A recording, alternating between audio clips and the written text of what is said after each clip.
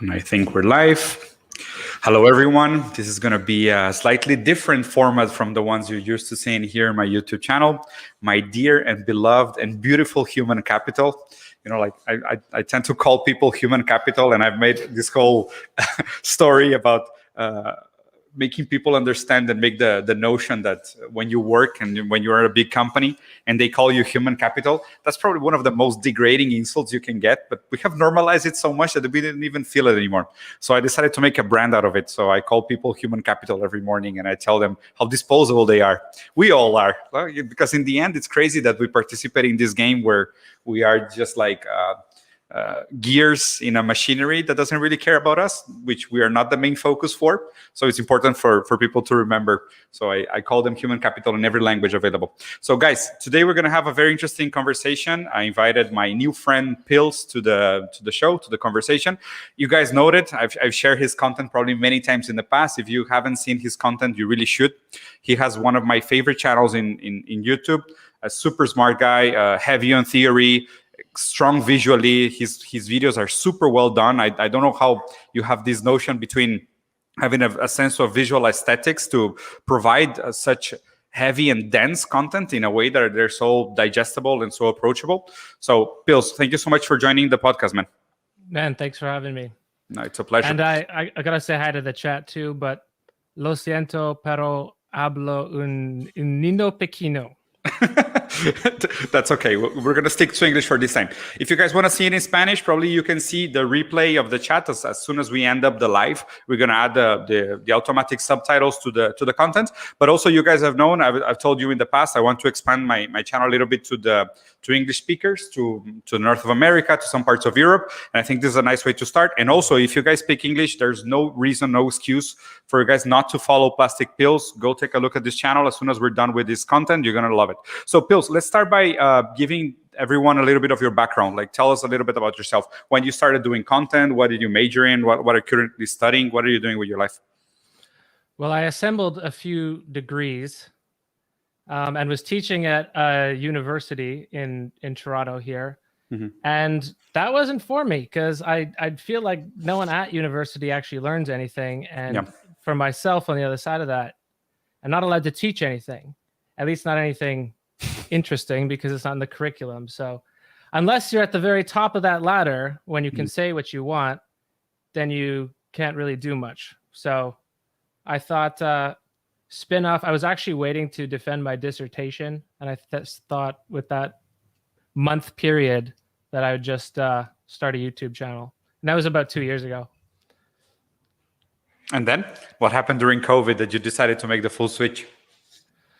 Oh, well, as an adjunct, I'm expendable human capital, right? So I was the first off the chopping block for when the course assignments come around. So I said, you got fired. Well, we get hired contractually, like per semester. So I didn't get rehired. Okay, that's a nicer way of putting it. Yes, I was denied rehiring, and then I thought, I could make a video per month. And that's what I've been doing since. Oh, and a podcast. The podcast helps too.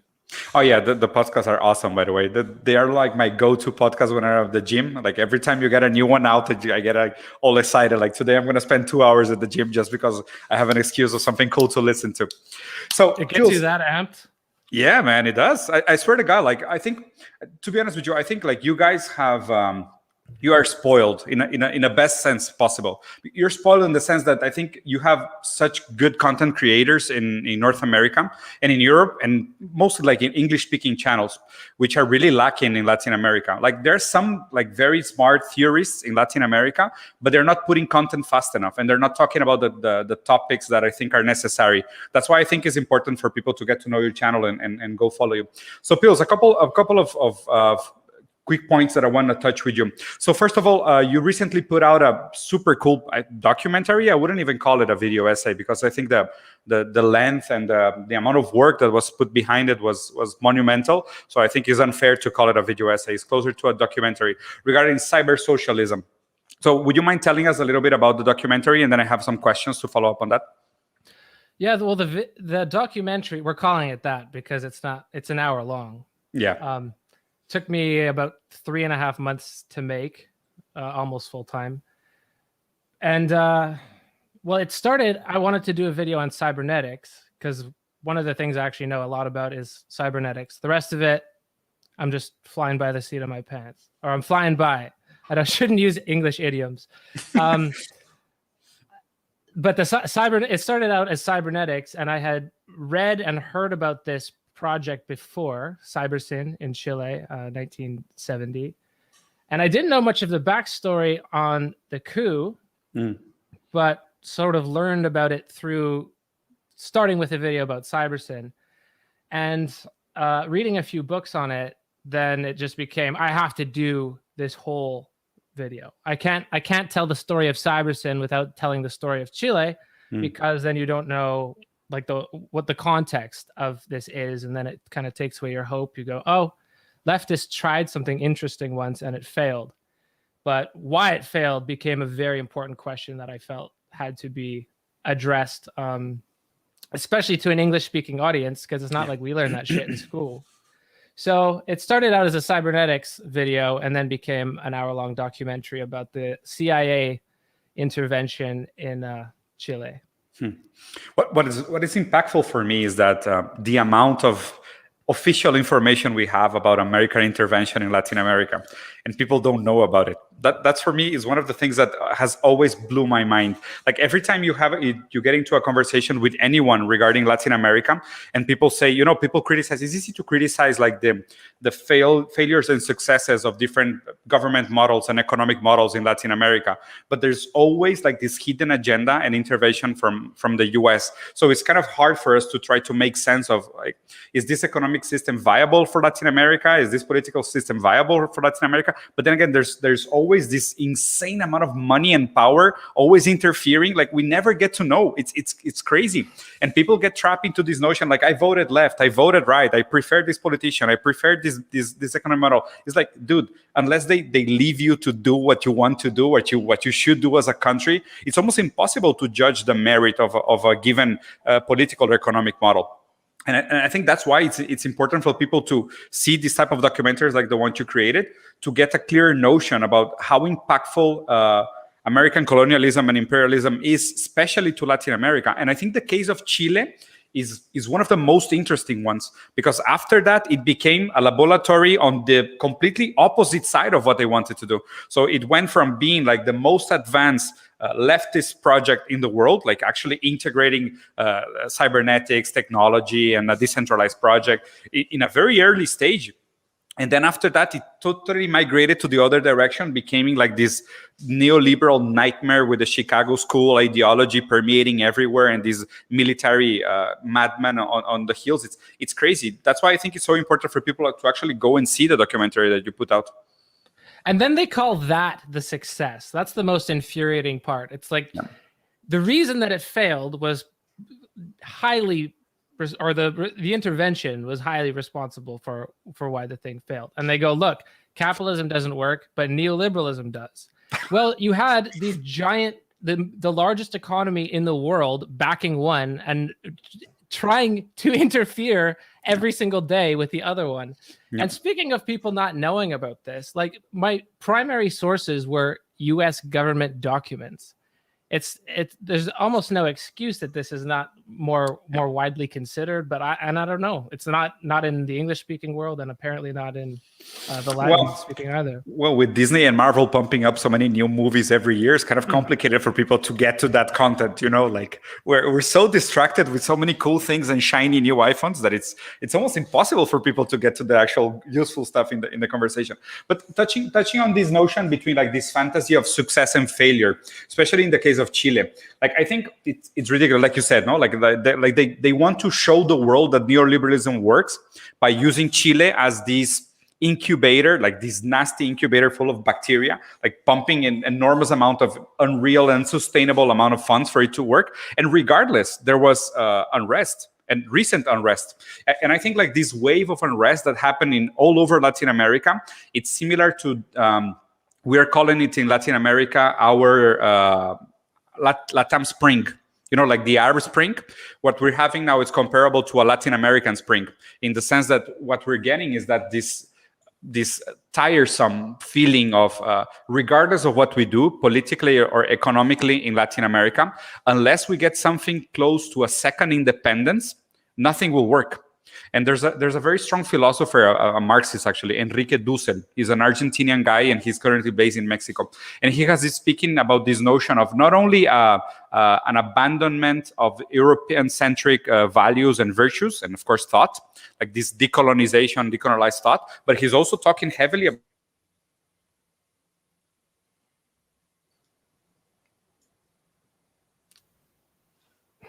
Pills. I think you got frozen.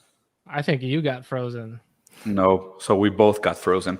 So and I don't know if you got the question or the audio got cut out. Only the question got cut out, though, I think. Okay, so the question is: Have you ever heard about this notion of a second independence? And what's your take on this idea that nothing that it's tried economically or politically in Latin America, it's worth assessing seriously, and since we have this amount of intervention from the north? Well, it would be remiss of me to pretend like I know anything about Latin American politics in that regard. But one of the things that most critiques of capitalism don't usually address is the production of desire, as you know from Deleuze and Guattari. Yeah. So I don't know like what a second independence would look like besides having independent media. First of all, would like this would I think be extremely effective in that, and yeah, in terms of decolonization, I don't know. I wouldn't know. It's outside my area. Yeah, it's a hard topic to speak about. So regarding these new platforms, like this new way for us to comment and create content. And since you have been doing this for 2 years, don't you think already, or don't you feel already like this notion of censorship or steering that is almost invisible towards what to do? Like this conversation we were having just before we went on live, like we know there are some types of content that get rewarded and some types of content that get punished. Not going all the way to the full extent of actually getting censored or demonetized because of some topics, but just the fact that some sorts of behavior are rewarded and some sort of behaviors are punished, and how does this actually steers the type of content that we're creating. And this is basically a notion of cybernetics, right? Yes, exactly. So have you felt it? Like, how do you deal with it? I kind of ignore it. I know I have a very poor social media strategy, which is that I don't have a social media strategy. I focus on the production alone, but the steering, I mean, that is what cybernetics is for now. So we have pretty much this one example of cybernetics in 1970 Chile with Stafford Beer and Salvador Allende and Fernando Flores. One time it was tried to create a future for humans. Yeah. Every other example that we have of cybernetics is military funding is the number one. And then number two, exactly, is to sell shit, which is why I elicit that Amazon comparison all the time, because you say, oh, socialism doesn't work. Amazon is sitting there with a perfectly planned economy down to the finest minute detail, and it seems to be working for them. Yeah, I had a conversation with a PhD in economy from Spain recently, a super heavy Marxist guy, and he has like super nice videos about the different. He's doing a series of videos about the segmentation of the left, the 5 different stages of the left, since the original left, the Jacobins, and everyone, like very well determined, even the undetermined left being the last one. And now he's working on the centrist position, and then he's going to work on the rightist position. And I had a live with him last week, and he gave me a note about economy. Since it's his PhD, that was impressive. He said, never in the history of the world has there existed an unplanned economy. All economies are planned. All economies are planned in the sense that, of course, you have to take into account supply chain, demand, offer, prices, the value of labor. Like you always plan economy. You never only produce to say how the market is going to react to this. I have no idea. I mean, nobody does that. Everybody heavily plan what they do. And even going to the extent, and I used to be into the, FMCG, fast moving consumer goods economy. I used to work in these big companies, and it's crazy the amount of forecasting that they do. And more cybernetics is being used to determine forecast. So it's almost like it's pure cynicism to say that planned economies don't work, and then at the end, every successful company in the market today use planned economies to produce what they produce. So going beyond that, it's not for me. It's not even an intellectual dilemma. It's just a matter of they don't want to admit that the solution has social value or progress value. They just want to keep it where the power is and where the hegemony is and where position needs to be controlled. And I don't think well, I'm going to phrase it as a question. Do you think intellectualism is actually going to lead us into a more democratic use of cybernetics? No.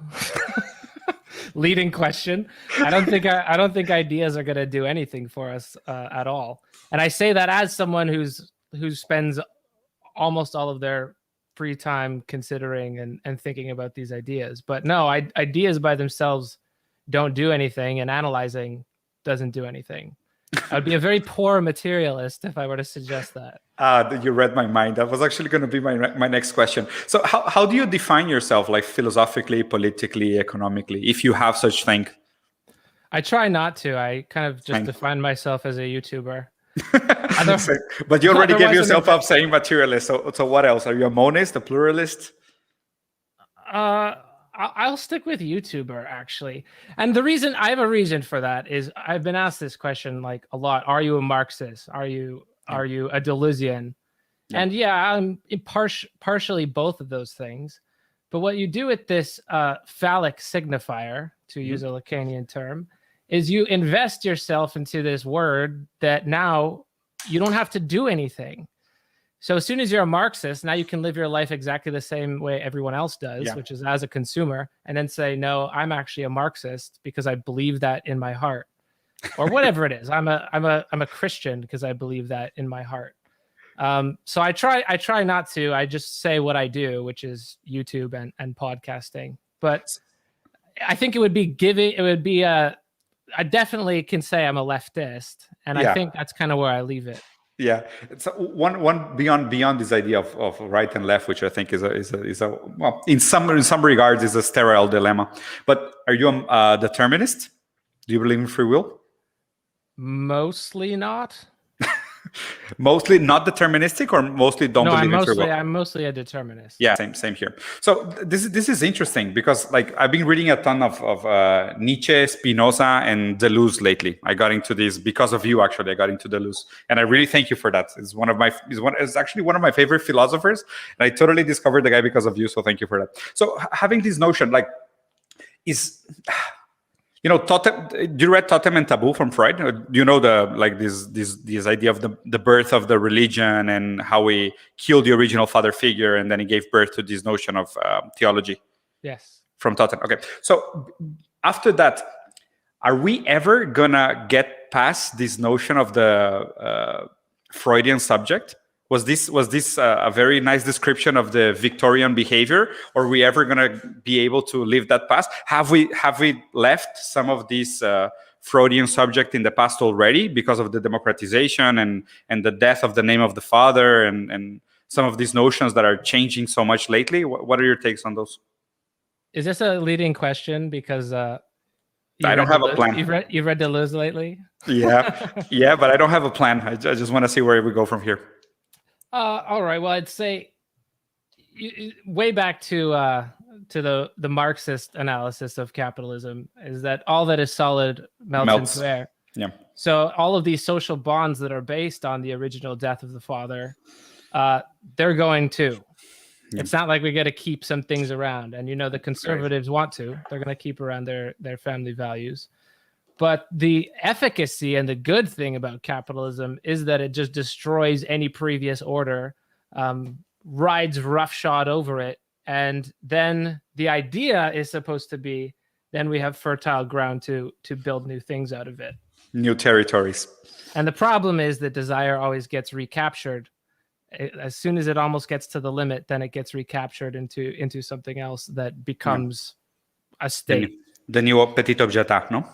Yeah, well, that's what Zizek would say it is, and Lacan. You don't agree? Well, I've been reading this lately. This our Badiou and Zizek's critiques of Deleuze, Mm-hmm. And I think they're kind of missing the point, especially Zizek, because he just says the virtual is the quasi-cause. That is objet A.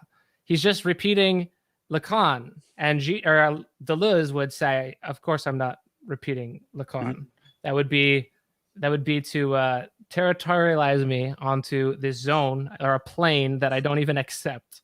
So yeah, I'm not going to be the adjudicator on that myself. But. No, that works. That works for my question. So this notion, getting back to this, capitalism melts everything. We end up like destroying everything that is necessary, but desire stays. When desire gets resignified and it points towards a new direction, or it just gets invested into a new object or destiny or whatever you want to call it, like this. There's a very nice metaphor that I love, that is this notion that desire works like a butterfly. Like as soon as you get close to catching it, it just flies somewhere else and you have to pursue it all over again.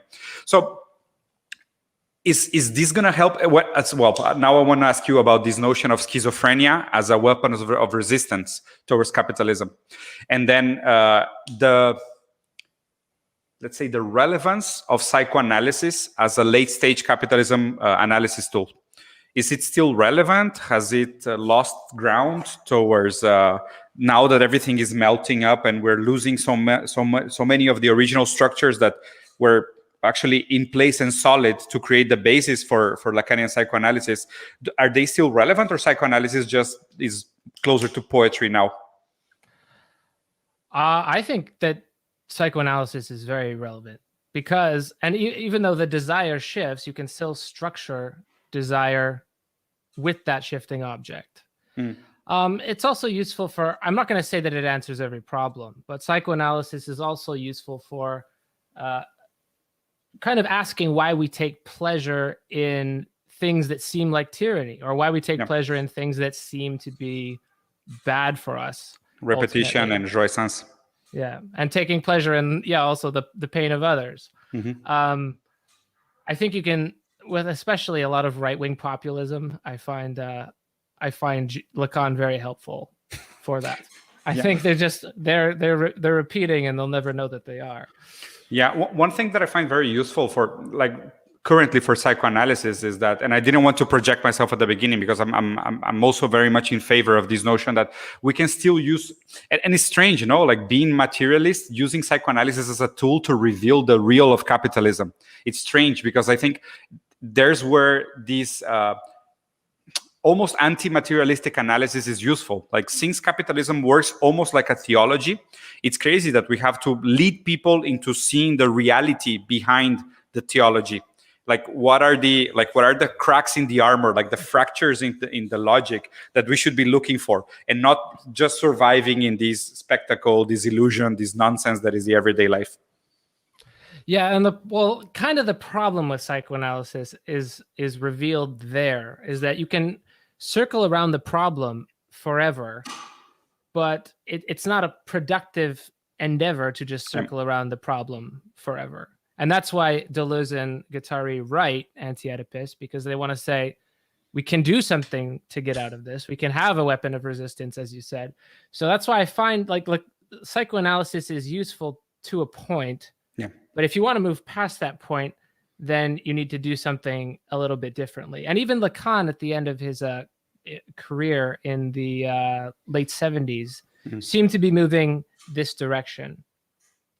And going into this notion of weapons of resistance, because I think Zizek he has never actually said it, but have this notion that using psychoanalysis to reveal the real of capitalism, it's almost like revealing that the notion of the homus economicus, it's a purely ideological posture that structures our vision of reality today. And I think psychoanalysis is a very powerful tool to reveal the nonsense of homus economicus. Since we're not reasonable, psychoanalysis shows us at our craziest. It shows us our vices, our repetition, jouissance, this obsession with desire, this regression and reframing of the symbolic order. So I think in that sense specifically, because according to me, and correct me if you're wrong or if you think differently, but I think we build these projects for the world as soon as somebody says humans are like this. You know, like we start with a sense of human behavior or human nature, if you want, and then based on that human nature from either philosophy or anthropology or even science or biology, then we start building these layers of let's design our society towards whatever fit us best in what is the accepted notion of human nature. And I think psychoanalysis is probably the strongest tool to reveal that our current notion of human nature, which is homus economicus, is totally faked and weak. I would think that justification, this is a little bit of a pushback, but I think the justification comes after the social order is established. I don't think there's anyone sitting down, even the liberals in England in the 17th century, they're not sitting down and thinking, what society should we make here? No, I think it starts with human behavior. Yeah, they're trying to justify after the fact why relations are the way they are. And this is what every single conservative philosopher does. Yeah. They say, we were always like this. We were always homo economicus. Right. But they only say that looking back as we are now and what we've been turned into in this deformed world that we live in. They look back and go, no, we were always like that, all the way back to the plains of the Euphrates River. Yeah, right. Yeah, and also it makes sense. In Freud kind of did it as well, because Freud tried to look for these mythologies to justify his notion of the human psyche. You know, like if I can justify that humans were behaving in the way that I can predict before I predicted it, then I can trace it back to human behavior even before before the analysis was made. And this retroactive thinking is also true, like you said. I like your explanation probably better than mine. So having said that, do you think, because there's this silent agreement of economy being like the mother of all disciplines, and also it's strange that economic behaves like the US, you know, like economic is a deeply imperialistic discipline.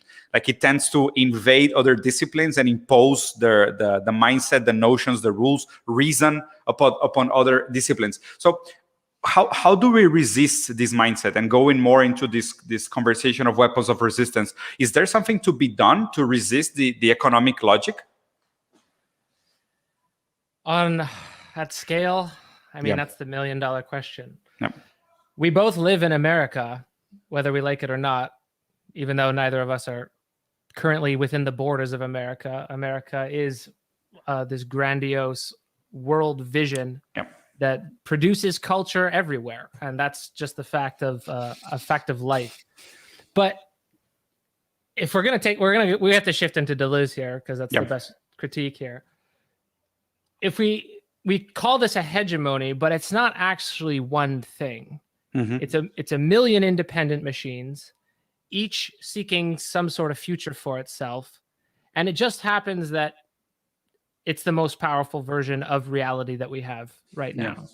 So the Deleuze's critique of capitalism is the same critique as psychoanalysis for him. It's that you already start as if you're given the cards and you can never like turn in your cards to get new ones, or you already start with a roll of the dice and you can't re-roll. Yeah. Anti-meritocracy. Sorry? Anti-meritocracy, like the opposite of meritocracy. Yeah. So can we do it at scale? Could we build a movement to do it? Sure. It's happened 1,000 times previously. But then desire is the real question. Can we make people want this more than they want that? And that's really not up to ideas. You can think until you're blue in the face. You can get a whole bunch of philosophy degrees, tried it, but it's not going to help you. It's not going to help the world change unless you can use bodies, right?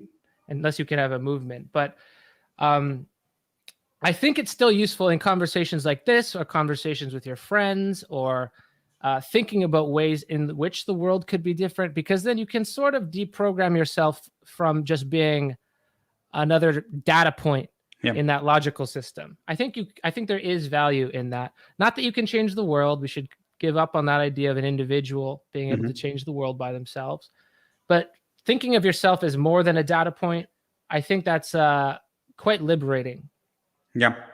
Also, like this notion of it's strange, no? Like this notion that we're constantly asked and we're constantly having these conversations about, well, and in the end, all we can do is have individual inherence in the sense of individually we can alter a little bit, affect a little bit, change conversations a little bit. But then as soon as we apply this logic to macro scale projects, we see how useless they are, like how useless individual actually tend to be. And then again, it's strange because we fall into the same trap that we criticize, like this notion of saving the world, talking about sustainability by recycling. And it's like it's a placebo, because by recycling you feel like you're doing something, and that probably stops you from actually doing what you should do, that is big revolutionary action, political action, like real action, like changing the material world, the material conditions, laws, and like public behavior and everything. And it seems like talking about these ideas, it gives the same placebo effect. Like it strikes me frequently, this notion that I don't know if I'm doing more harm than good talking about these ideas, because people just like act out their revolutionary dreams and never really put them into praxis. And they just talk about them, and that's like you discharge your libidinal need for revolution, and you feel like you're doing a lot. Like you said, you say you're a Marxist, you add a little sign next to your Twitter account, and you're like, yeah, man, I'm part of a movement, and that's it. Like, how do you deal with this paradox, with this dilemma of creating content to start a debate or to, I don't know, provide people with critical tools, and at the same time this potential placebo effect and the fact that everything gets turned into a product regardless of what we do? Well, the problem, we make niche, I assume you do as well, we make kind of niche leftist content. The leftist content is not the majority of the internet, and for sure not the majority of media that is consumed. But I wouldn't call it a placebo effect for the reason that never in history has a revolution just been decided upon by actors. Every time revolution occurs, it's because the contradictions in the system become so bare and so obvious to everybody that something has to be done. Something has to change now. And the world that we're living in will not continue, for sure. Like, either we're going to blow the whole place up, one possible end, or we change it to something that's more egalitarian and that people are happy with. And you can't force that change to happen with ideas. Hegel, sometimes people say Hegel said this. Hegel didn't say that. Hegel knew that, you need a momentum for anything to be revealed. So thinking about stuff doesn't really help. You got cut again, man. Or I got cut again. I don't know. No sé cuál de los dos se cortó. Are we back on? Yeah, you got cut for a little second. You got cut exactly when you were saying that Hegel didn't actually said that, but Hegel said. Oh, people are accuse Hegel of thinking, like Marx accused Hegel of this, basically saying ideas are what move history, not people. He didn't really say that, but So for things to change, what has to happen is that a lot of people get really hungry or really pissed off. So it's not like I have any fantasy that someone's going to watch a Plastic Pills video on YouTube and then go, I'm taking over the city capital. I'm going to become mayor by force or something like that. That's not going to happen. Never going to happen. But every time that these revolutionary moments happen, there are people with ideas there that can channel that energy. Like Lenin is considered the hero of the Russian Revolution. Lenin didn't do anything except say, those are the bad guys. And he had all this academic training and wrote all these books to do it. No one was reading those books, right? But he had thought through and he knew what material conditions had to be changed in that moment. So I think the purpose of this left media thing is not we're going to create change tomorrow. It's that whenever the next crisis arrives, and it has to arrive because people capitalism thrives off crisis, then if there's enough people that know, we have this option. We don't need to turn to fascism one more time just to see if it turns out better this time. But there's enough people that think, even in my position as an engineer or a position as an urban planning student, there's a purpose for me in a movement that's beyond just talking about ideas. Because as soon as the work of a revolution actually gets underway, the ideas people are the most useless people. I'm the most useless person to a revolution after it actually starts. Yeah, the organic intellectual. The idea is to coach before the game, and then whenever the game comes, if it happens, we have to go into the field. Yeah, otherwise the world ends, and that's just it. So well, yeah, there's a quote from Hegel that I really love. In Spanish is tengan cuidado, hombres de pensamiento, porque ustedes son meros instrumentos. No, tengan cuidado, hombres de acción, porque ustedes son meros instrumentos de los hombres de pensamiento. And I think it translates in English to something like, be careful, men of action, for you are only instruments of men of thought. And this is a quote from Hegel, like this notion that if you don't think what you're doing, you're just acting out somebody else's thoughts. And I think it's slightly more pragmatic than this idealistic notion that, zeitgeist is what changes the world and ideas is what transforms the world. But it's also true that most people are acting out based on ideology. Like most actions are ideological. Like people don't know why they believe the things they believe. People don't stop to think like these basic fundamental questions like, do you actually believe people are rational? Do you think you're free? Because it's strange. Every time I talk to a philosopher and I ask this question of free will, 99% of the time I get the same response as I got from you. Like, no, I don't really believe in free will. So why the hell do we have a legal system like the one we have? Like if we know actions are conditioned by previous situations, why does law act the way it acts? It makes no sense. I think Spinoza nailed it like 100 years ago. Like, why the hell are we still framing people under this notion of complete freedom and you're 100% responsible for whatever happens to you, if it's good or bad? It's insane that it shows the impotence of ideas to actually permeate and change the real world unless material conditions or suffering or pain or whatever, or contradictions are strong enough to request or require these fundamental changes to take place. And that's a very recent idea too, that an individual is responsible. Usually it would be the entire family that's punished for an action, or an entire tribe that gets punished for a deed. Well, we still do that. Yeah, if we could just write an algorithm to determine who's most likely to commit crimes and then lock them up all before they even get to commit any crime. Yeah, then it gets into this very hard concept. I've been flirting a lot with this notion of radical monism, like this. This was it's strange, but it's a personal topic to me because I have two kids. The oldest one was born with a very rare genetic disease, and this is probably why I started reading and going into philosophy and different things. And this is what really made me a leftist, like this notion that meritocracy doesn't exist, and we're all raised with this notion that you have to put effort into whatever you do and you're going to get rewards proportional to your effort, right? And when you start reading into this notion of capacism, like how we are judged based on our capacity to produce, you see the true unfairness of the world, like the hardcore everyday reality.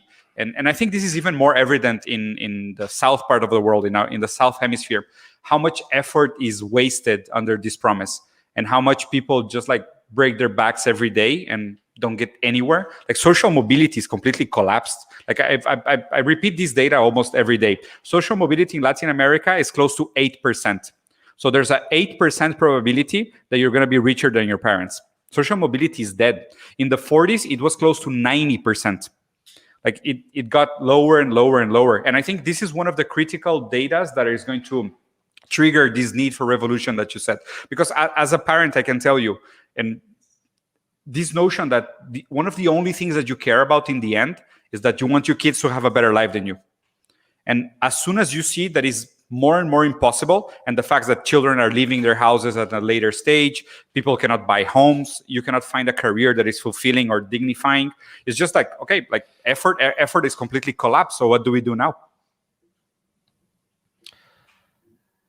Yeah, that's the same. It's the same all over. And I did say mostly a determinist for a reason. Like, why? And this is going to make me sound like romantic and nostalgic and like I'm anti-materialist, but you do have choices that seem to affect not just yourself and the way you see the world, but the world around you. And whether or not those are free, it doesn't actually matter, because you can think healthily, or you can think in a way that causes you constant pain. So, I mean, there's an easy choice to be made there. Are you economically free? Certainly not. Almost nobody on earth is economically free. But can philosophy do something to enrich your life? And can you, I guess, choose to spend your time on that instead of watching Avengers 8 or Avatar 3? I think there's a real possibility for that, because education is one of those things that self-education. I'm not talking about going to university. Yeah. University is just the same institution that propagates these social ills. Resentment. Not just because I'm bitter, but you can. Kind of the reason behind doing a project online is to get ideas out there, to make them free, because I think they make life better. Yeah. Not economically better. Don't go get a degree in philosophy, probably. Yeah. But now you can read it all you want on the internet. So I think there is value to things, and you can freely choose to spend your time so that you are living a life worth living. You can still ask yourself that, and I think that's kind of within the realm of your ability to change things. Yeah, so the degree of freedom, right? Like Spinoza used to say, subjective freedom is the ignorance of past conditioning causes. In the sense that I think the more people get closer to real sense of their degree of freedom, the more they will understand what to do with it, and their actual, let's say, field of action towards this notion of subjective freedom. But it's strange, and it's strange that also the word freedom got completely appropriated by the right. Like this notion of, well, it's also very strange, because I think you guys, since you're closer to the US, this distinction between liberal and Republican, for us, it doesn't really make any sense, because like when we say liberal economics is center right, so, well, from outside the US, it's very easy to see that there's no left in North America. There's only center right and right. Like for us, it's super simple. Oh, I know. We have an election coming up in like 2 weeks. There's no left party. And how is it in Canada? Same as the US? You have center right and right? We have right, center right, and far right. Neoliberal left. Neoliberal left language. Oh my God, what is neoliberal left? Because neoliberalism, tell me your definition of neoliberalism, because I've gotten a lot of pushback because of mine. I'm not going to defend this. I'm just saying their social democracy is still very capitalist. It's just we should have a few more government policies to help workers and help people get homes, but they'll never be in power, so it doesn't really matter. So it's like giving them the bare minimum to delay the internal contradictions of capitalism. Yeah. Like every politics is. Yeah, exactly. Like how much do we have to give them today so they won't start a revolution tomorrow? Okay, give them that. Yeah. Okay, so cool. So this is your neoliberal left. Yeah, it's nothing actually needs to change. We just need to give some more money that way. There's an old saying for liberals, no? Like some things have to change for everything else to stay the same. Mm-hmm. Yeah. Okay. So this precisely, is which is what happens every time. Like since the ascendancy of the American hegemon, it's every time that contradictions arise in capitalism, then it's make a deal with the left. Yeah, always. And making deals with the left is what destroyed the left, because after that, then you have these massive, a massive multimedia apparatus that just takes care of the possibility of any contradictions ever arising, because people just get blasted with the most blatant ideology every minute of their lives for the rest of their lives.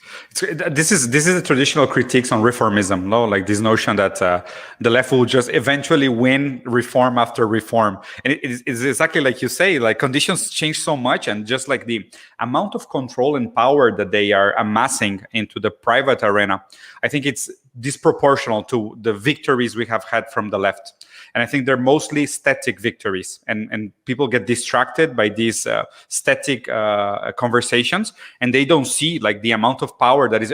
I don't know if you saw this data. It was released yesterday by WikiLeaks. The US spent $21 trillion on surveillance the past 10 years. $21 trillion.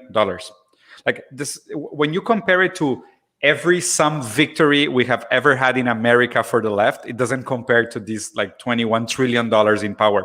And this relates back to the losing this notion of societies of control, like data, steering behavior, cybernetics, as a sense of like we don't already have even a grasp on our lack of freedom, because our lives are pre-steered and predetermined as soon as we're born by your postal code, where you're born, like your race, your gender, the color of your skin, how much money your parents made, like what is expected of you. Like your degree of freedom is so little, and they provide a bunch of distractions in the way, so you don't even see that your life is being completely steered. And these 21 trillions just speak to the amount of money that is being poured into these steering mechanisms and surveillance mechanisms. So it's almost like disheartening to say that we're fighting $1 billion war, $1 trillion war with memes. It's crazy, and with the acid left, it's insane, man. It's completely insane. Yeah, I don't like to think about it, but I don't know that you can think. But like again, yeah, surveillance isn't going to help when everyone's unhappy. It's fine now, and you hear all these stories of cops going undercover, infiltrating like every Marxist group. I'm sure they do. Yeah, and but the thing is, they think that that's worth spending money on. So if there's a kernel of any hope in there, it's they think that they need to spend money on that. But I don't know. It might get to the point where it's just too late to consider anymore. I thought a lot about surveillance lately. So. Oh yeah, same here. Like especially being present in social media, it's ridiculous. And I've read a lot this notion about the let's say the opposition between narcissism and privacy. And it's crazy because the more you think about it, we are raising a generation of potential heavy, hardcore, sick narcissists, in the sense that everybody, it's now almost incentivized to feel that their life, it's a messianic prophecy and epopeia that needs to be shared with everyone. You know, like my dog went to the bathroom, I have to post it somewhere. And this notion, like the more privacy you have, the more inner monologue, the more sense of shame and ridiculousness, and the more you're pushed towards exposing every aspect of your life. It's just like we're promoting this narcissistic thinking. And I have this thought lately, I think I mentioned it to you by message, that I think social media is replacing inner monologues in terms of time spent, because people are not bored anymore. I don't think people are bored enough lately. Like most of the times when you're bored now, you just pick up your phone and you get instant dopamine and distraction. And I don't think inner monologues happen frequently enough for people to actually get in touch with their thoughts. Yeah, I would phrase it. I mean, all that's correct, but I would phrase it as like the death of the imagination, because imagination is something that only happens when you're bored. Yeah, and imagination is also that same mechanism that gives rise to art and philosophy, which are two things that I care about quite dearly. And Heidegger, the greatest philosopher of the 20th century, said philosophy's done in 1966, and the person speaking to him asked, well, what's going to replace it? And he said cybernetics. Wow. So it's this fracturing, not just of our attention, but fracturing of our attention is important, but it's also a fracturing of our imagination. Yeah. Where you're born into a box. You know that you're going to die in that box. So what's the point of doing anything to change it? And I find myself in that fatalist mind of thinking quite often, is what is the point of doing this as opposed to that? What is the point of this as opposed to that? And I've settled on this idea that imagination is the most important thing, because it means that in the face of this surveillance apparatus, you haven't given up yet. Yeah.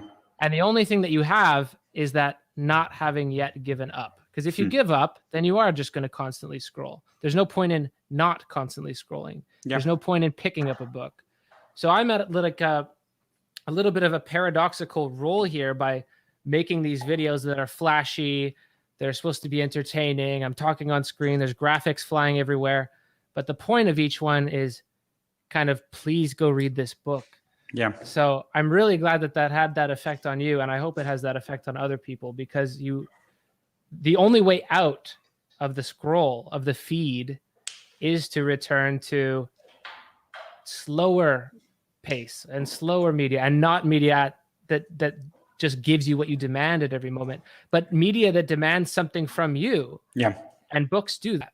Yeah, they do. I think well, first of all, I agree with you 100%. Actually, when I started this project, me and my brother, we had the same intention in mind. Like we said, we started with like this catchy sentence. We said we wanted to make smart the new sexy. Like we were thinking about like how cool was it for us on the weekends that we love to cook together, and we were having these cool conversations about the authors that we love. And then when we go out and speak with some of our friends, it's like we have nothing in common to talk about.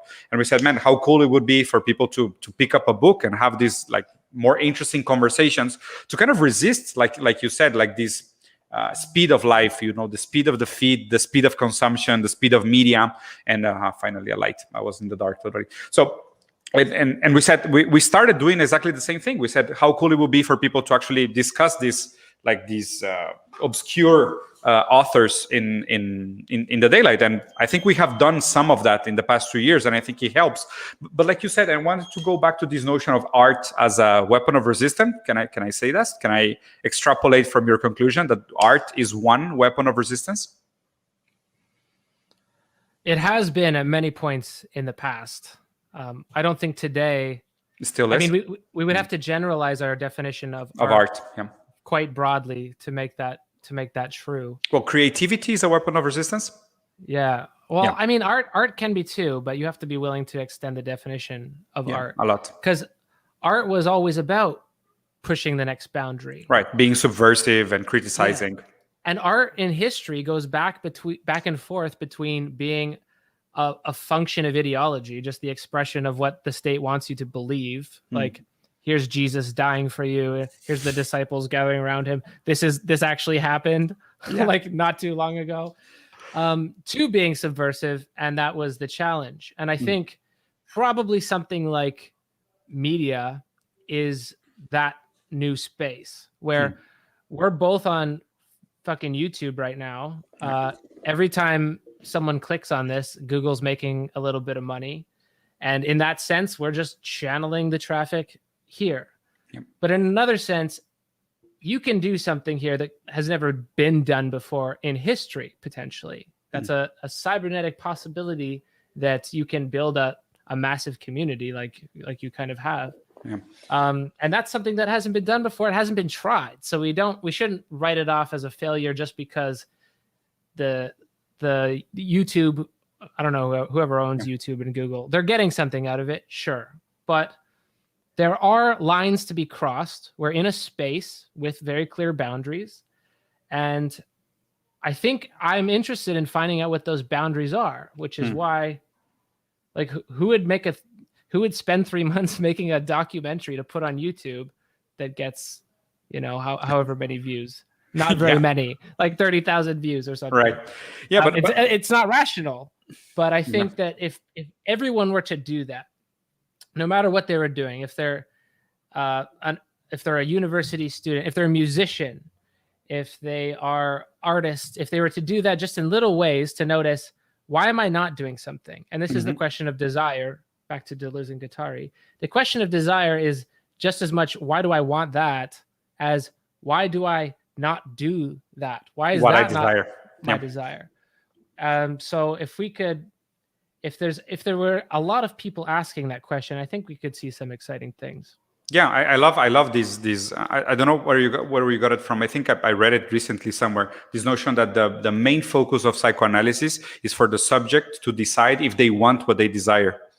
Like it's interesting because this. Of course, if you don't get it, you get into repression, and then repression turns into symptom, and it keeps coming back unless you make peace. Do you want it or you don't want it? Like, but you have to have a subject that is strong enough in order to decide if they want what they desire or don't desire. But then again, the development of subject is also heavily hindered by the current state of society. It's so strange. I think people are so weak in the sense of they're covering this self-knowledge and self-help books, and at the same time we have the weakest people ever. Like, they cannot even make peace with what they desire. They expect somebody else to tell them what they should desire. It's insane. So how are we ever going to get rid of symptoms and repression if everybody now have borrowed subject, borrowed subjectivity, in the sense that everybody has a personality that doesn't belong to them? Everybody's just like all the time borrowing this notion of subject. It's hard because I'm thinking in Spanish, I'm translating to English at the same time, and these are complex ideas. But I don't know if you're catching what I'm trying to say.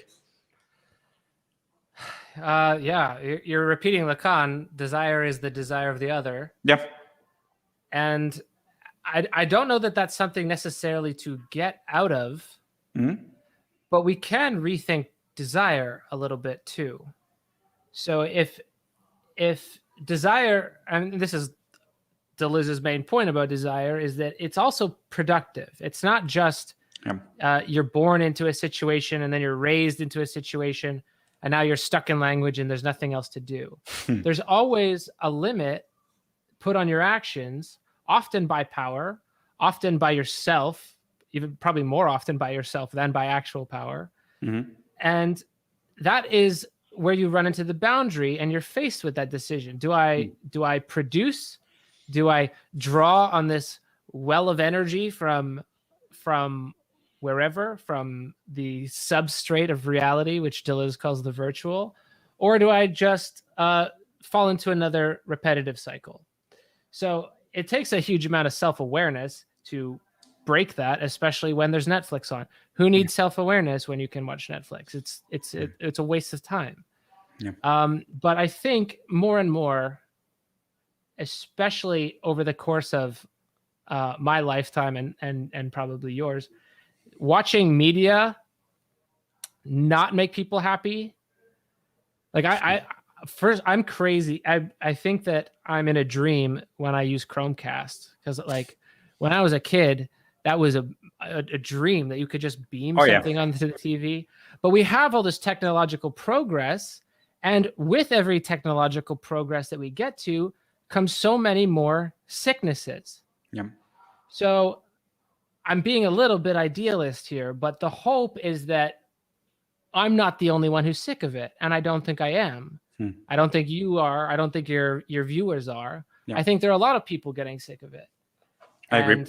When people get sick of something, that's the only point at which they start to question their desire. Because the only thing that we're being offered in the entire world is more fucking technology and more fucking Marvel movies. Senseless in the notion that exactly, like every time I hear people praising technology advances, I always tell them, what's the point? Like, what's the goal? What's the society that we're striving for? Can somebody tell me if we have a plan for what we're developing, or we're just developing because we don't know to do anything else but to provide this notion of repetition and consumption? And it's crazy because there's no plan.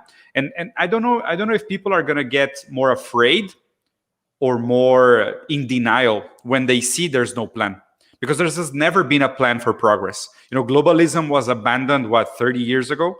Like as soon as we noticed that globalism was unsustainable, it was impossible for everyone to strive for middle class, we just gave it up. But we're keeping this facade that still the goal is to achieve some sort of globalism with trickle-down economics and development and whatnot. But it's totally fake. I think there's a really good book that I recommend you if you haven't read it, called Necrocapitalism. Have you read it? No, I've heard of it. Super good, incredibly good. It's a very materialistic analysis about there was this antique notion that capitalism is not a zero-sum game, because more is created than what is destroyed.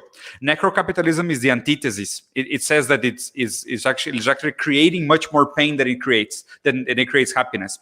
And it's a very there's these nasty stories about how the East India Trading Company was going into India and competing into the silk market. And the only way that it could compete in the silk market was by chopping off the hands of locals in order to compete. So they bring the same level of stories all the way to modernity, all the way to our current age. So Necrocapitalism is a super strong book that I recommend to everybody that they read, to like tear down this facade of the idea of progress that we have. And the next question I wanted to ask you, Pils.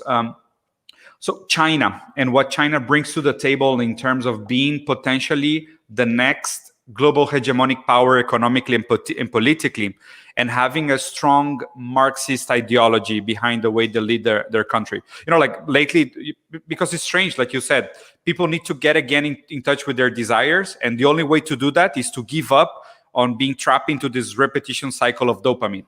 And they recently said they're going to limit the amount of time kids can play video games. And like, you know, like I don't know if this is a coincidence, if this is going to be another failed socialist experiment, or what's your take on China?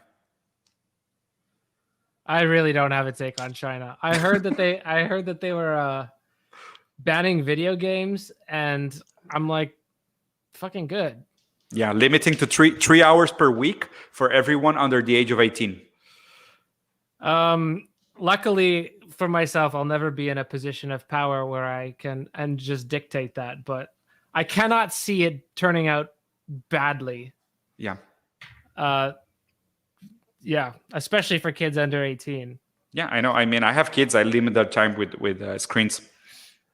No, I don't know. I can't. I'm not going to venture to predict whether that's good or bad.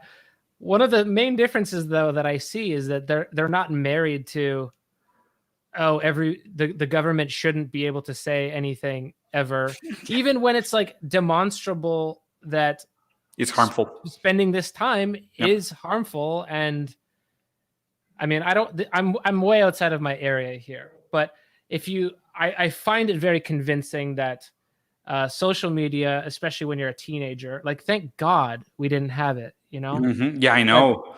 But social media seems to increase anxiety, seems to depression, suicide rates, harm relationships with the people around you, because of its, all of its mediative qualities. We would defer to Marshall McLuhan on this, but it makes your relationships a game and fake. And I don't know how you could make real friends using social media alone. So on the one hand, it can allow for all of this new stuff. And in that sense, it is a progress and really ingenious in what it can do. But the accidents of technology are something that can't be predicted. And it causes these accidents and sicknesses and new diseases that we probably don't even have names for now. Yeah. We call it anxiety, which is what we called all the other shit. This is probably a new thing. And I don't know. I have a hard time disagreeing with the notion that kids should be playing more than 3 hours of video games when they're not graduated from high school yet. And also, like I don't know if you share the notion. I think this is very psychoanalytical again, but having a limitation is probably going to make children enjoy even more video games than before. Like, if we have learned anything from Lacan and Freud, is that just put that object of desire a little bit out of reach. Yeah, like the fetish, like you hide it just behind one layer of prohibition, and then it becomes absolutely irresistible, which is strange. Go. Then they'll have a whole black market of like net cafes for kids to sneak out of their house. Absolutely, yeah, it's almost unavoidable.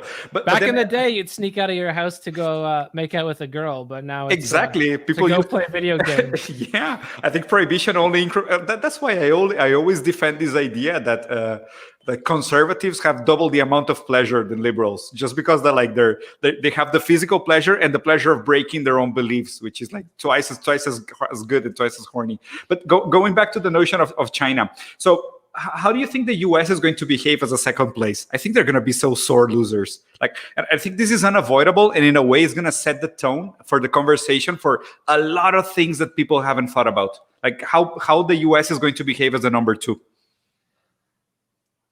Man, they're already just completely hysterical. So it's probably gonna get worse. And I mean, the question is, like, these boomers that had it so well, like how fast does China rise? Are the boomers all dead before that happens? Because I think they'll be infuriated to see it happen. Yeah. They won't. Maybe God the will Red Scare is real, man. I really believe like the problem we have with proto-fascism in Latin America, it's totally on the boomers. Like this is boomers 100%. They don't know how to use WhatsApp. They don't know how to use Facebook. And because of boomers and Facebook and WhatsApp, we have proto-fascism in Latin America. I swear to God, that's my number one reason. Yeah, they don't know. It's crazy. I talked to my uncles and my aunts in Brazil, and like with the whole thing that's going on with Bolsonaro. And they're like, man, it's the biggest manifestation I've ever seen in my life. I've never seen anything like that. And then you see the pictures and it's like 100,000 people. And I'm like, I was in a concert last week ago during COVID with more people than that. It's insane. But everything is fake. That like most of the younger generations, even us, that we were not born into this, but we kind of adapted. We're like in the middle. Like we know, like we see something fake and we smell bullshit. We know how to scroll past bullshit. They don't. They really don't. They take it for reals. That's scary. And we kind of grew up more skeptical of the idea that everyone was going to have an easy life, and it would. I mean, I don't know how you grew up in Brazil, right? Yeah, the first 10 years, yes. I don't know how different it is, but the American context, and I guess pretty much the Canadian context too, is nothing ever went wrong for them in their lives. They were bought off. They got in before like housing became impossible. So they got in at exactly the right time. And because God is evil, then they're going to die right before they see it all go to shit. So they don't have to experience the horror of it. They get the gift of death. It's insane. It's insane that this generation, like I think millennials and centennials, will never buy a house and will never save anything. Like they will die in debt and with no houses. How the hell can you save anything? Yeah, it's impossible, right? Can you imagine? Like I was having this conversation with my brother before. Like my father, may he rest in peace, he was a bank manager. He used to act like a cashier, nothing special. He had like this super cool house, 2 floors with a pool, 2 cars, and my mom was a secretary. Man, I'm a CEO of like 3 companies. I have a lot of business. I've traveled all over the world. I've had companies in 3 continents. I speak 5 languages. I have 3 passports, and I'm still financing my own house. And I'm 38. It's insane. It's absolutely ridiculous. And that's why I think social mobility is going to be the one to break the wheel. No, as soon as people see that there's absolutely no point, and I'm scared by this notion, like the Great Reset, the conversation they're having in Davos about the economic forum. They said the future is about you're going to own nothing and you're going to love it. That's frightening. Yeah. That's the plan they have for us. They're going to get us into real debt. We haven't seen the extent of debt, I think. That's an interesting thought. And the most profound thing about debt that I have ever thought about, which is not my idea, but Marx's, is this notion of alienation. Because it feels very different to own something than to rent something. Yeah. And there's like, there is a happiness to that, like when you get your house paid off, I don't know if you do. I don't think I'll ever have a house to pay off. But when something I can breathe. I don't owe anybody. This is something else. This generation is never going to experience that. Nope. And I think that's going to produce, if we're calling it anxiety still, or economic anxiety or whatever, it's going to produce some profound unrest. So I sort of sound accelerationist with everything that I'm bringing up here, is that one day in the future, people will be so unhappy. The question is, though, I mean, I think these Zoomers are pretty smart. But the question is, though, can you get enough people to imagine a different world, or that the world was different before this one? Yeah. Because we tend to be quite adaptable in just saying, this is how it is. I don't really need to fight. Why do I need to fight? Someone else might. And I don't know. I think I'm very interested to be alive at this point in history, as opposed to. Yeah, I agree. It also feels refreshing in the sense that I got really desperate during COVID, to be honest with you. Like COVID was hard for me. Like for 2 years, I had to close one of my companies. The other one almost went under. Like it was tough in a lot of ways. I got into debt. It was strange. I had to reinvent myself. It was complicated. And it really got me thinking about how fertile possibilities truly are now, differently from probably 2008, where like economic depression was just as harsh. I think now is different because people are bringing up these topics again, and I think the conversation has gained a new angle of maneuver or a new wiggling room. Almost, I wanted to portray it as something really minuscule, but it has really gained a new sense because I think it's the right time because of China. I think the fact that some companies will have to align with China to be commercially viable and commercially compatible with China. And I think that the third mandate from Xi Jinping is going to be more aggressive toward Marxism, like what he's doing, like he's limiting the amount of wealth one entrepreneur can accumulate. He's, like I think Marx said it, that the way to bring down capitalism was taxing. And I think what China is doing for the next Xi Jinping cycle is probably going to be strongly in that direction. And I think that is going to set the tone for most commercial agreements in the next few years. And that's probably going to set a lot of political agendas in place where people are going to have, where governments are going to have the option to say, well, I can align with the US and Europe and take this neoliberal approach, or I have the options to partner with China. Because at the moment, it's strange. Something that is happening in Mexico that haven't happened before. Now we are selling our products to China for the first time in a very, very long time. Because China has such a high consumption power that now they are buying our added value products. So we're like, and I'm helping some friends, we're creating brands and producing like mezcal and tequila and candy and clothing and whatnot. And we're selling to China. And this is new. This has never happened before. They amass a large amount of wealth and now they're buying, now they're spending their wealth. So I think this is cool because it opens up possibilities for different leftist parties, especially in Latin America, to say, I have an option. I have a choice. I mean, I cannot be free, but I can choose between the US and China. And I think this is heavily going to steer the political destiny of Latin America. That's why I told you that I became a huge fan of your documentary about cyber socialism, because I really believe the forefront of the political fight, if you want, in the world, it's going to be Latin America. It was last time around too. Well, still is then. Yeah.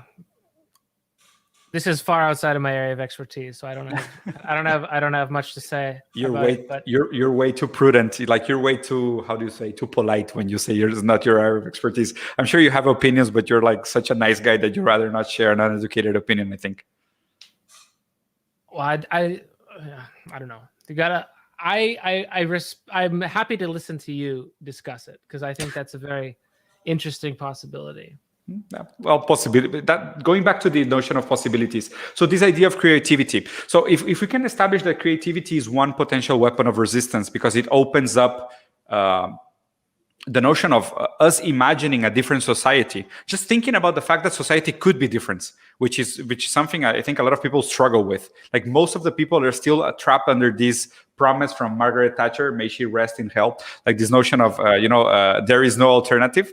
I think the first thing people can do is to say, yes, there are alternatives, plenty of alternatives, but creativity plays a heavy role or has a lot of responsibility.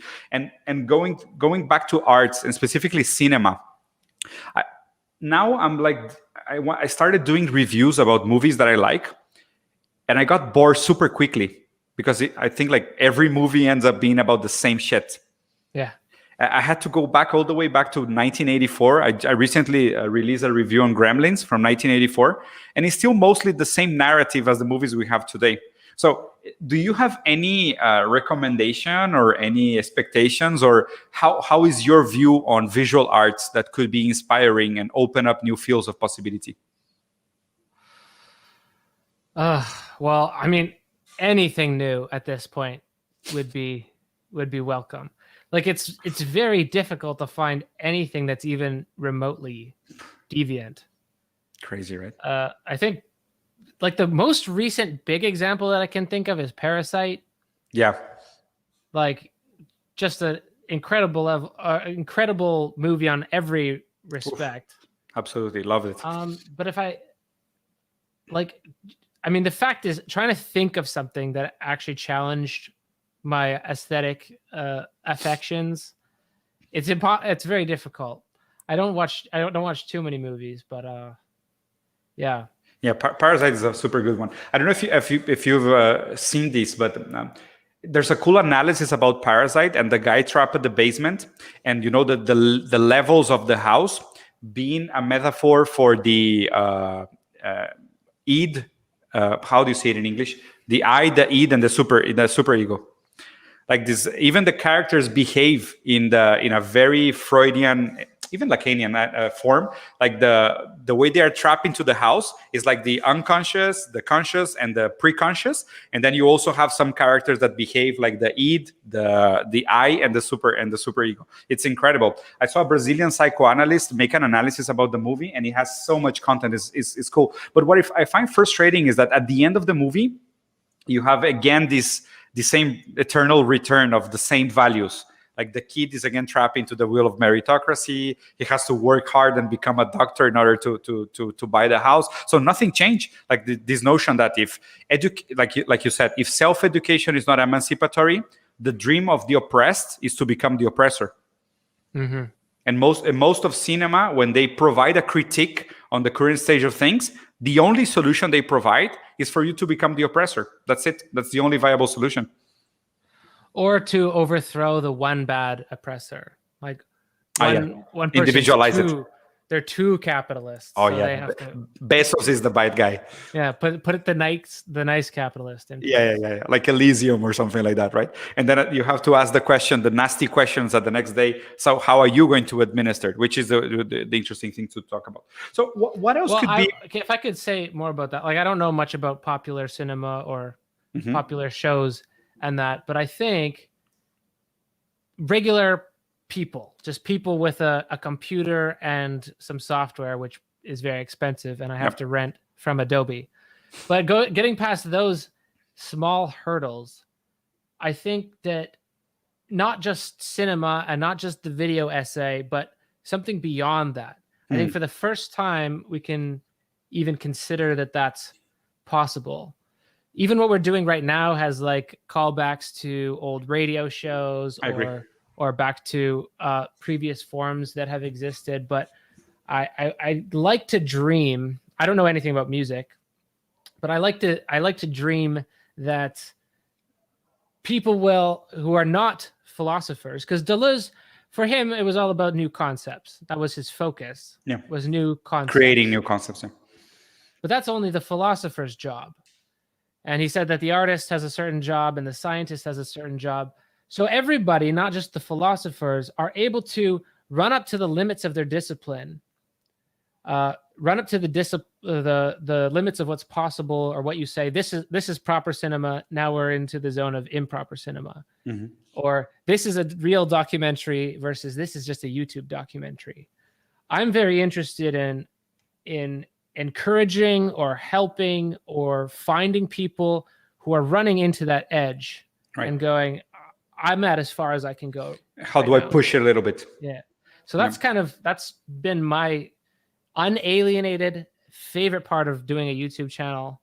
And the podcast is pretty standard, but the YouTube channel is just like a experiment ground. And I really would hope that enables other people to try things.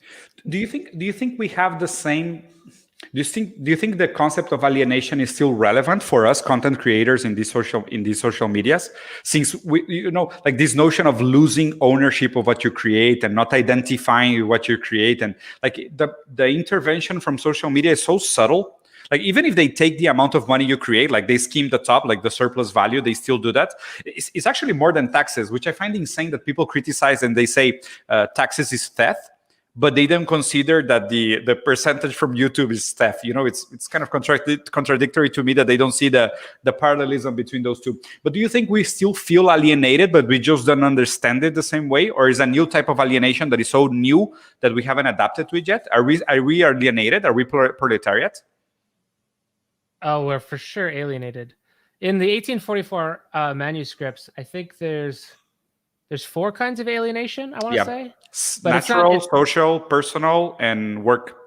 Yeah, you're alienated from your work. So I think that's the one thing that I'm so glad to have back, is I don't have to work for the university or the construction company that I used to have to work for and hate my life every single day. I don't have to do any of that stuff anymore. So now my day is, what can I do to actually, from my little tiny corner of 40,000 subscribers, what can I do to make better content than has been made before in some other respect? But I'm still in exactly the same way alienated from other people because of competition. It's still exactly the same competitive landscape. Yeah, you see me as competition. You're my puppy. Come on. We're bros now. We're bros. Don't worry. So yeah, but it's strange. I agree. But we're alienated from nature, and we're alienated from ourselves. Yes, and yes. Yeah. I think to not be alienated from yourself, you have to see yourself as part of like a historical purpose, a project that involves other people. And that's the way that humans have always seen themselves. Yeah. Not just a grand historical purpose, not like a Hegelian historical purpose, but I even agree. Like we're part of this, we're in this together kind of thing. I don't know if you heard this quote. Sorry to interrupt you. This quote from Freud. He said that work, it's about dignity and the collaborative horizon of creation. Yeah, and we've lost like the collaborative part. I think is what's missing. Yeah, and this horizon of creation as well, because we don't have projects anymore.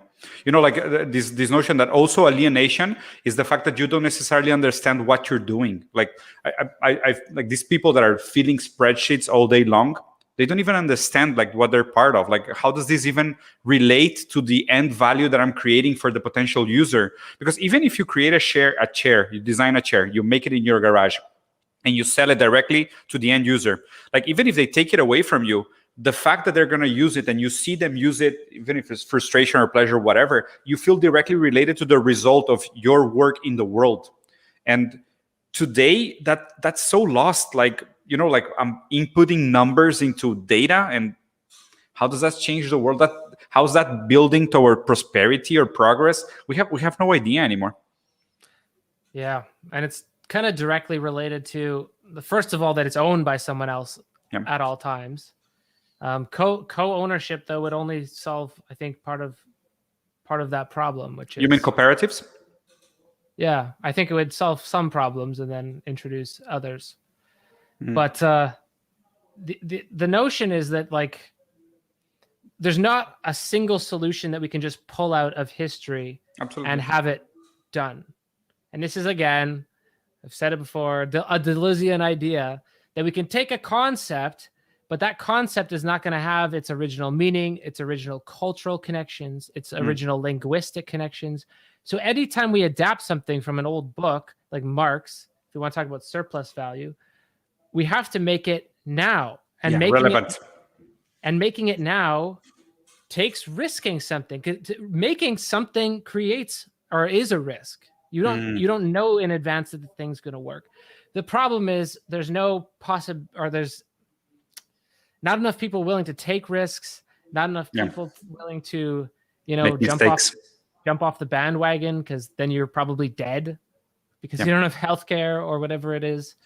So, but if I can provide some words of optimism, I think that the fact that we're having this conversation, that we have people connected, that like we have some degree of success trying these crazy things, like making a live on Wednesday in the afternoon and having people interested about 1 hour and a half conversations about weapons of resistance. It's already proved that we're not alone in this. I think if more people tried it, if more people were willing to take the risk, I think we will see faster results as consequence of faster failing with what we're trying to do. And do you think this relates back to the Deleuzian reading of Nietzsche, in the sense of creativity being the end result, after the camel, after the lion, and after the children, when you become creative again? Does this relate back to this notion that this is the type of poetry and dance that we have to look for? I don't know, man. You just went Is this supposed to be a wrapping up note? We're just gonna throw in metaphysics at this point. Why not? Okay. Is it?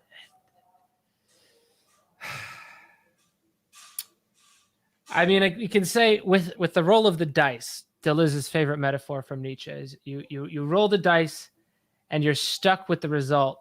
Are you still gonna roll it?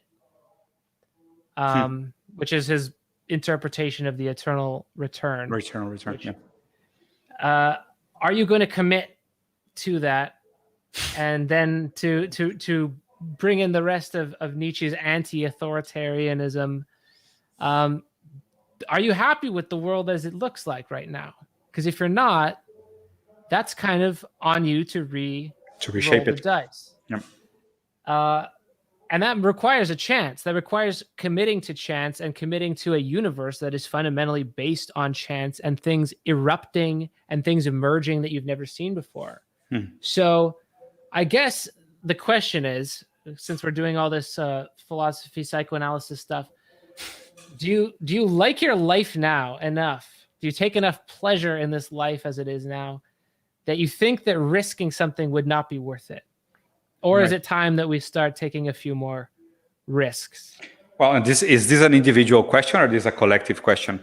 Because that's a collective question, but you can answer it. Yeah, but this is exactly my point. I think I would have never read these authors and thought about these matters if my son was not born with a disease. And I say this like completely based on my previous ignorance. Like I think because he doesn't speak, he doesn't have language. He has like 100 words in his vocabulary, and he's 9.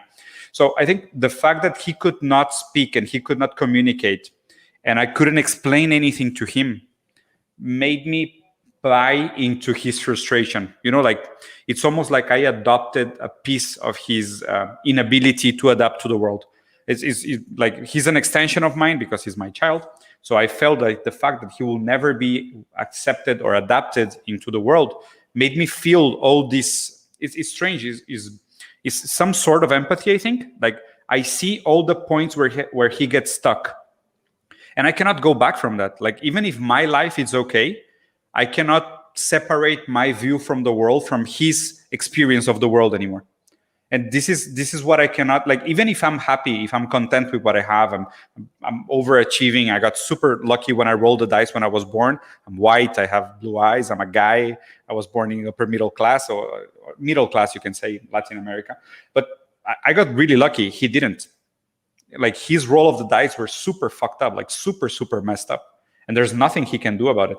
So I think like your question is really interesting when you add it collectively. Because it's in the end, what is an individual? Like, can we be really individual? Like, is there an individual only against the collective background? Like, how is this? How is consciousness born without the collective? So these questions only make sense to me if we start integrating more subaltern points of view to the universality. I don't know if it makes sense what I'm saying. Yes. No, I don't know if I replied to your questions, but that's it. Yeah, there's a certain sickness born of individualism, and I think that story just speaks exactly to it. Is that it's a sickness to think that you're not in your son, but that we're all not in your son. All of us cannot be heard. All of us can say things, and we think that it's our voice that matters, that people are listening to, but that's not an alien experience. That's everybody's experience. So if we could get that, if we could cross that boundary where I don't end at my skin and I'm a part of a history. You see, so with all your tools, with all your education, with all your knowledge, I can tell you as a Latin America that I will be proud if you spoke for us. Oh, you mean with a documentary? Yeah. What about that? Well, I already did it.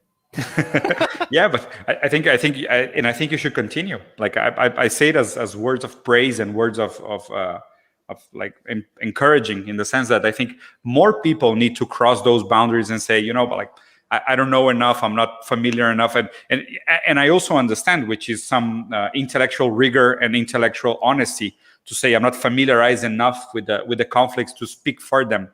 But I also believe that so even if we have like a more democratized platform, and I think YouTube is a great example to express our point of view, I still believe in a very you know Walter Benjamin. Yes. Yeah, like very much like Walter Benjamin said, like we're never going to reach the end of history unless we reivindicate the losers, unless we integrate the loser side of history.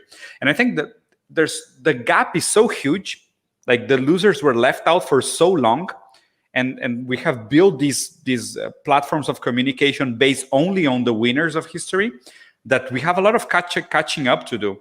And I think we have this tool, this voice, this crowd of people that is looking at us, and it gives us a weapon to say, I can use this to talk about the people that don't necessarily have the voice, the power, the knowledge, the words to express their inconformity with the world. But we have to do it at the same time that we create this sense of empathy, that people will say, you know, like talking about discapacity and disability. It's strange because I think automatization is going to turn us all into disabled.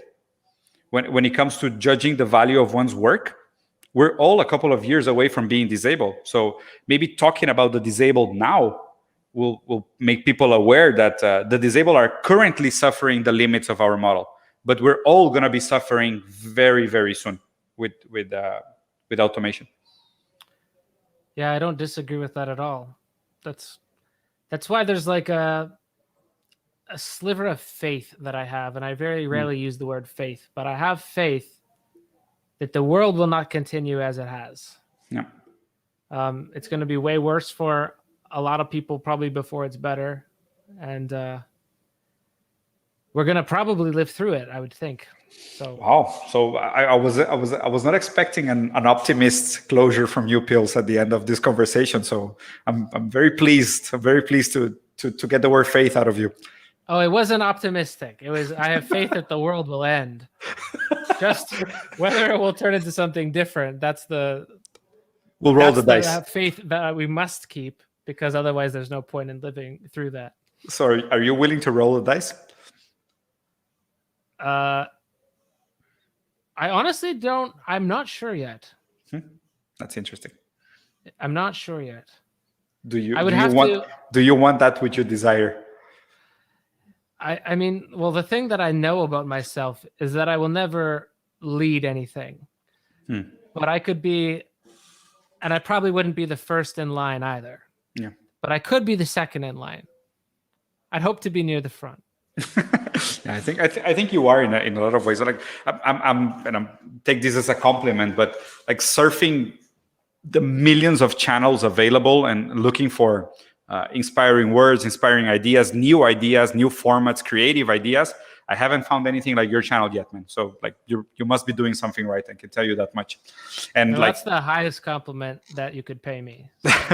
No, but it's completely honest, and that's why I was so pushy for us to do something together. And I hope that you are still willing to do some more of this in the future. I think you should be more active in Instagram and Twitter. It's probably more than you want to, but that's probably going to help you with visibility and more people to get to know your channel. And I think you really should. Well, this was great. So I thank you so much for hosting this. No. This is like, you can shit on the internet and cybernetics, and it was DARPA funded, but this conversation would have happened otherwise. That's true. So. No, that's true. Yeah, no, I love this notion that Marxists are not anti-capitalists. We're just post-capitalists. Bingo. So was Marx. Yeah, so was Marx. Yeah, it's crazy. Like people have this ridiculous ad hominem saying like you cannot criticize capitalism from within. I mean, the critique of capitalism was born in capitalism. There has never existed a capitalism critique outside of capitalism. The only way where criticism can exist is within the system. So it's absolutely ridiculous. But what we want is the post. What we're interested about is what could be after, if there's possibility for change, for different structures, for different hierarchies. To roll the dice, like you said, I think is a great metaphor. Where in Deleuze is that metaphor? Nietzsche and philosophy. Well, it's actually Nietzsche's metaphor. Okay. From Zarathustra. From Zarathustra. Cool. So, Pils, any closing statements or regards for people that are listening and will be listening to this conversation?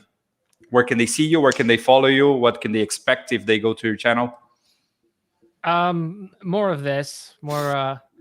The thing that I mean, the way I would hope that I come across is not that I have so much to say, but that I'm pointing at people that do have a lot to say. Because when we're talking about these French guys, I mean, that's my area. That's the area I studied. So when we're looking at these French guys, they were dealing with the same problems apropos capital and the failure of the left in the 60s. This is why they all blossomed intellectually and said the kind of things that they said. So I don't want to point up. Sorry? And shot themselves. Oh, well, one of them. Yeah. The other one jumped out a window. Yeah. not very heartwarming, but yes. Yeah. So I'm not trying to say anything besides what they said, but I think, and the reason that I do that is because they have better ideas than I did. So I want that imagination to be commonplace, to think the world as it is was contingent. It's not necessary. It doesn't have to be this way. And if it is going to be any different, then it's going to take a lot of people using their imagination, not just using their rational brain and not just deciding to start a revolt willy-nilly. So thanks very much for having me, though. No, man, that's perfect. Thank you so much for agreeing to do this. So everyone, we're gonna be ending up the conversation here. You guys must go check out his channel. It's called Plastic Pills at YouTube. I'm gonna leave the link at the description as well. His documentary about the story of Chile. If you're from Latin America, you must see it. So you must open your eyes about the amount of intervention we have from the US that is completely there, is open, is documented, is in the official web pages of the American government. So this is a great starting place for you to relate to this. And then hopefully after that first documentary, which is very close to our reality as Latin Americas, it will go into other videos, which are also great, like Plastic was describing. So Plastic, man, thank you so much for this conversation. I hope we can do it again in the future. Thanks so much, Papi. So guys, I'm going to be cutting the live. See you guys soon.